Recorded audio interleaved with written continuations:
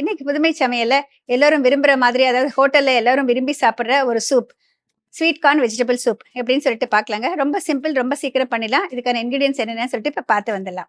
Sweet corn vegetable soup செய்யறதுக்கு தேவையான பொருட்கள்: ஸ்வீட் கார்ன் வேக வைத்தது 1 கப், பொடியாக அரிந்த முட்டைக்கோஸ் 1½ டேபிள் ஸ்பூன், 50 கிராம் அரிந்த வெங்காயம், கார்ன்ஃப்ளவர் மாவு 2 டீஸ்பூன், மிக பொடியாக அரிந்த கேரட் விரும்பும் அளவு, மிக பொடியாக அரிந்த பீன்ஸ் விரும்பும் அளவு, அரிந்த வெங்காயத்தாள் சிறிதளவு, வெள்ளை மிளகுத்தூள் தேவைப்படும் அளவு, எண்ணெய் தேவையான அளவு, உப்பு தேவைப்படும் அளவு.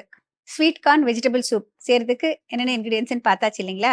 இது வந்து எப்போவுமே ஹோட்டலில் தான் எல்லாரும் விரும்பி சாப்பிட்றத பார்த்துருக்கேன். ஆனால் வீட்டில் ரொம்ப சுலபமாக எல்லாருமே பண்ண முடியும். இந்த ஸ்வீட் கார்னுங்கிறது இப்போ ரொம்ப ஈஸியாக அவைலபிளாக இருக்குது. அதாவது வேக வச்ச இது வந்து வேக வச்ச மக்காச்சோளங்க. மக்காச்சோளத்தை வந்து நம்ம வந்து ஆல்ரெடி பேக்கெட்டில் வந்து ஃப்ரோசனாக கிடைக்குதுங்க.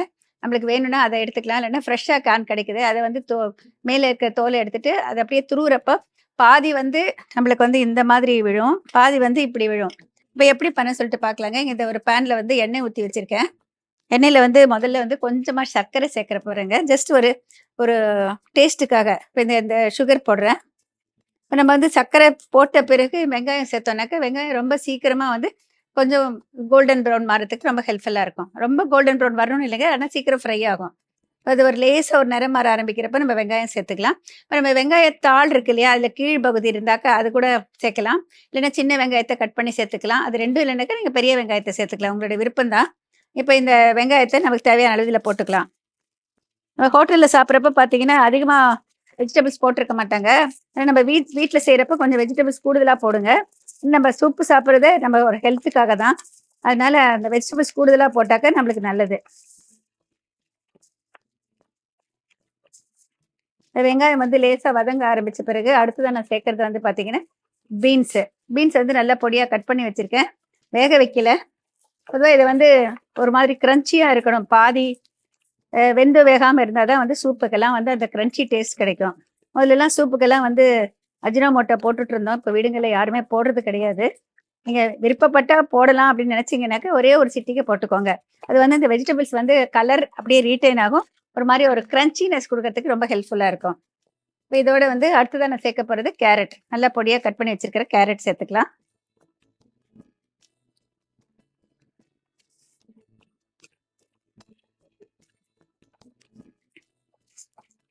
இப்போ இதோட வந்து கேபேஜ் போட்டுக்கிறேன், முட்டைக்கோசு.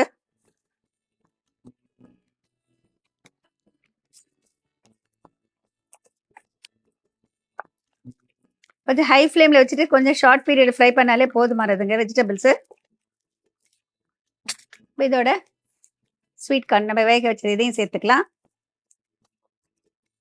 ஸ்வீட் கார்ன் அரைச்சி வச்சிருக்கிற விழுது இதையும் சேர்த்துலாம்.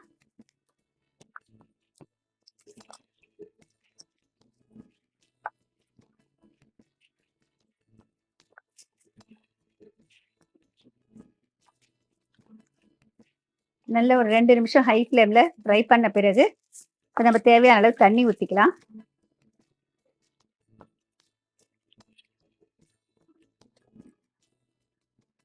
இப்போ இதில் தேவையான அளவு உப்பு சேர்த்துக்கலாம்.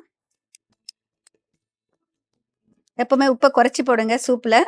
நம்ம பரிமாறுறப்ப உப்பும் மிளகுத்தூளும் தனியாக கொடுத்தோன்னாக்க வேணுங்கிறவங்க இன்னும் கொஞ்சம் கூடுதலாக வெண்ணெய் போட்டுப்பாங்க.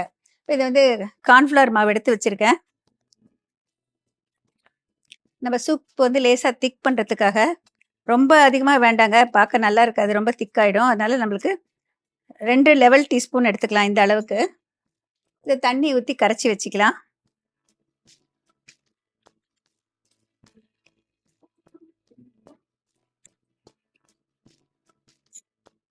இப்போ இது நல்லா கொதிச்சிருச்சுங்க. ரொம்ப கொதிக்க விடக்கூடாது சூப்பெல்லாம். கொதிநிலை வந்தால் போதுமானது. இப்போ இதில் இந்த கார்ன்ஃப்ளவர் மாவு கரைச்சி வச்சதை சேர்த்துக்கலாம். இதை ஊற்றிட்டே கொஞ்சம் கலந்து விடலாம்.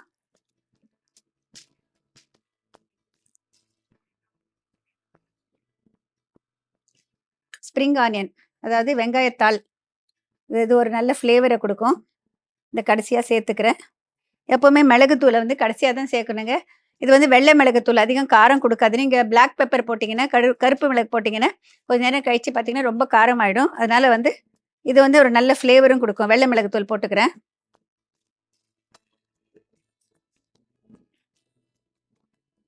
இப்போ இப்போ அடுப்பை அணைச்சிடுறேங்க. இப்போ அந்த கார்ன்ஃப்ளவர் மாவு வெந்து கொஞ்சம் லேசாக ஒரு பளபளப்பு வந்ததுன்னா போதுமானதுங்க. அதிகமாக கார்ன்ஃப்ளவர் மாவு போட்டிங்கன்னா ரொம்ப திக்காயிடும் சூப்பு. ஓரளவுக்கு நம்ம குடிக்கிற மாதிரி இருந்தால் தான் நல்லாயிருக்கும். பாருங்க ஒரு மாதிரி டிரான்ஸ்பரண்ட்டாக வந்தால் போதுமானது. ஸ்வீட் கார்ன் வெஜிடபிள் சூப் இப்போ ரெடி ஆயிடுச்சுங்க. சர்வ் பண்ணலாம். சூப் எல்லாம் ஓவர் பாயில் பண்ணக்கூடாது எப்பவுமே.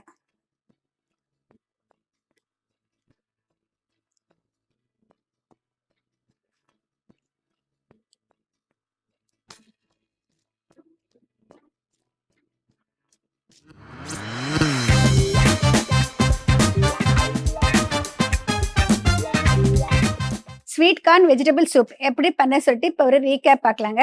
ஒரு பேன்ல எண்ணெய் விட்டு முதல்ல கொஞ்சமா சர்க்கரை சேருங்க. சர்க்கரை லேசா நிறம் மாற ஆரம்பிக்கிறப்ப வெங்காயம் சேர்த்துக்கோங்க. வெங்காயம் லேசா வதங்கிய பிறகு பொடியா அரிஞ்ச பீன்ஸ், அதற்கு பிறகு கேரட் சேர்த்துக்கோங்க.